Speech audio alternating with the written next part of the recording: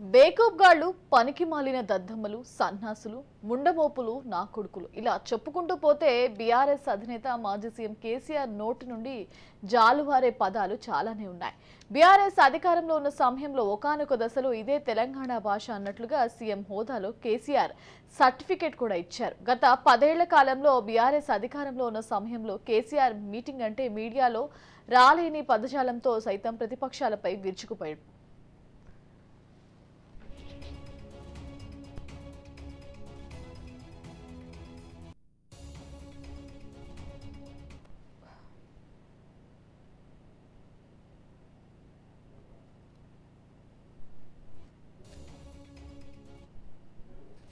ప్రతిపక్షాలు ఆయన భాషపై అభ్యంతరం చెప్తే చావు నోట్లు తలకై పెట్టినట్లు తెలంగాణ రాష్ట్రాన్ని సాధించారు.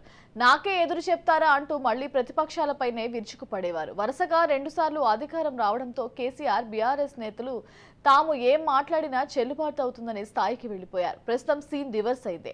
10 ఏళ్ల కేసీఆర్ పాలనలో అనేక ఇబ్బందులు పడ్డ ప్రజలు ఆయన్ను గద్దెదించారు. మరి కొద్ది రోజుల్లో పార్లమెంట్ ఎన్నికలు జరగనున్న నేపథ్యంలో రేవంత్ రెడ్డి వరుసగా బహిరంగ సభల్లో పాల్గొంటున్నారు. ఇక ఈ క్రమంలో రేవంత్ వాడుతున్న పదజాలంపై కేసీఆర్ గగ్గోలు పెడుతున్నారు. అయితే కేసీఆర్ గతాన్ని మర్చిపోయి రేవంత్ అలా మాట్లాడుతున్నారు, ఇలా మాట్లాడుతున్నారు. తాను ముఖ్యమంత్రిగా ఉండగా ఒక్క పొల్లు మాటైనా నా నోటి నుంచి వచ్చిందా అంటుండడం గమనార్హం.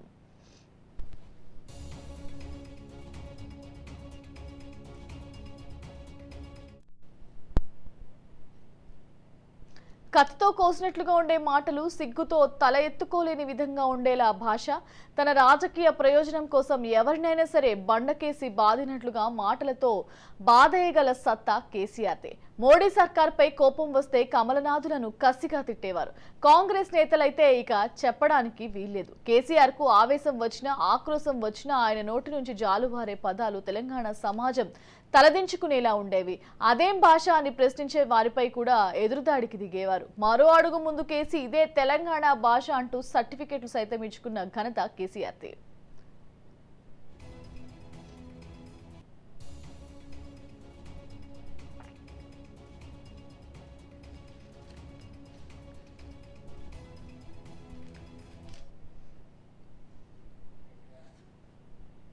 తెలంగాణ రాష్ట్రం కోసం ఉద్యమం చేసిన సమయంలో కేసీఆర్ ఏం మాట్లాడినా చెల్లిందే. కానీ అధికారంలోకి వచ్చిన తరువాత గడిచిన 10 ఏళ్ల కాలంలో కేసీఆర్ భాష తీరులో మార్పు రాలేదు.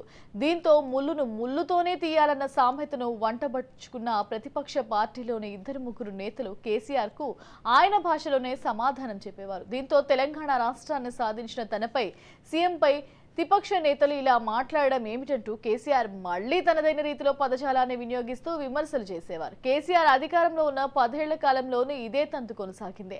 ఉన్నట్లుండి కేసీఆర్ కు జ్ఞానోదయమైనట్లుంది. ప్రతిపక్షంలోకి వచ్చిన తరువాత ఆయన గతాన్ని మర్చిపోయినట్లుగా ప్రవర్తిస్తున్నారు.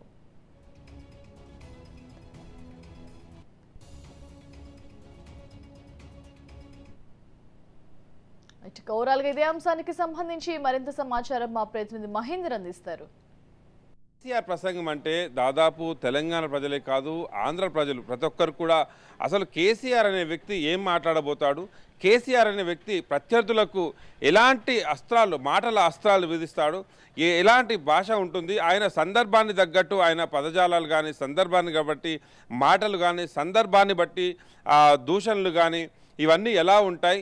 ఒకవైపు అసెంబ్లీలో కావచ్చు, మరోవైపు ప్రెస్ మీట్లలో కావచ్చు, ఉద్యమ సమయంలో అయితే కేసీఆర్ భాషదు, కేసీఆర్ ఏదైతే ఉద్యమ నాయకుడిగా ఆయన చేసినటువంటి తీరు, ఆ రకంగా ఆయన ప్రసంగాలు చాలా మందిని కూడా ఆకట్టుకున్నాయి. దీంట్లో ఎటువంటి సందేహం లేదని చెప్పొచ్చు. మరి అలా 2 సార్లు ముఖ్యమంత్రిగా అయిన తర్వాత కూడా ఆయన ప్రతిపక్ష పార్టీలు ఎంత ఏ మాట్లాడినా కూడా గత పాలనలో చేసినటువంటి ఆకృత్యాలు, అన్యాయాలు అంటూ 2 సార్లు అసలు ముఖ్యమంత్రిగా కొనసాగి అసెంబ్లీలో సైతం ప్రతిపక్ష పార్టీలను ఇట మాటల అస్త్రాలు విధించే వ్యక్తి, అసలు ప్రెస్ మీట్లలో సైతం ప్రతి దాన్ని కూడా వివరిస్తూ చెప్పే విధానంలో కూడా దాదాపు ఆయన మాటలను చూస్తే చాలా వరకు ఒక ఇంట్రెస్ట్ అనేది పెరిగేది, ఒక ఉత్సాహం అనేది పెరిగేది. ఇక అసెంబ్లీలో కేసీఆర్ మాట్లాడేది చూస్తే, ఇక ప్రెస్ మీట్ పెట్టి ఇంకా మాట్లాడబట్టి చూస్తే టీవీలకు దాదాపు హత్తుకుపోయి మరీ చూసేవారంటే దీంట్లో అతిశయోక్తి లేదు. మరి అలాంటి కేసీఆర్ ఒక్కసారి మొత్తంగా కూడా అధికారం కోల్పోయిన తర్వాత, ఒక్కొక్కరుగా పార్టీని వీడిపోయిన తర్వాత, కూతురు జైలుకు పాలైన తర్వాత, మొత్తంగా ఆయన ప్రసంగాల్లో పూర్తిగా మార్పు అనేది కనబడుతుంది. ఎక్కడ కూడా ఉత్సాహం అనేది కనబడకుండా పోయిందని చెప్పొచ్చు. ఆయన మొట్టమొదటిసారి ప్రతిపక్ష నేతగా ఎండిపోయిన రైతులకు అండగా ఉంటాను, ఎండిపోయిన పంటలన్నీ కూడా రైతులు ఆందోళనలో ఉన్నారు, వాళ్ళకు అండగా నిలబడతానంటూ ఆయన ఏదైతే ఒక కార్యక్రమాన్ని చేపట్టారో అక్కడి నుంచి ప్రభుత్వాన్ని ఎండగట్టడంలో ఆయన మాట్లాడిన తీరు కానీ, ఆయన ఎక్కుపెట్టిన మాటలు కానీ ఇవన్నీ కూడా దాదాపు ఒక నిరాశ నిస్పృహల మధ్యనే కొనసాగని చెప్పొచ్చు. ఉత్సాహం అనేది కూడా ఎక్కడ కనబడలేదు చెప్పొచ్చు. కేవలం మామూలు వ్యక్తిలా అటు కేసీఆర్ అయినా అసలు మాట్లాడుతున్నది అనేటువంటి అనుమానం వచ్చిన సందర్భాలు కూడా ఉన్న పరిస్థితి. అసలు కేసీఆర్ ప్రసంగం ఎలా ఉంటుంది, నిన్న ఎలా మాట్లాడారు అనే దానిపైన బేరీజ్ చేసుకుంటే పూర్తిగా ఆయన మాటల్లో మాత్రం ఒక నిరుత్సాహం అనేది కొట్టొచ్చినట్టుగా కనిపిస్తున్న పరిస్థితి. ఇప్పటికే పార్లమెంట్ ఎన్నికలు ఉన్న నేపథ్యం, మరోవైపు ఆయన రాష్ట్రం మొత్తం కూడా అన్ని ఎంపీ అభ్యర్థులకు అన్ని స్థానాల్లో ఉన్న అభ్యర్థులకు మద్దతుగా ఆయన ప్రచారాలు చేస్తారు, అలాగా ప్రసంగాలు ఉంటాయని భావించారు.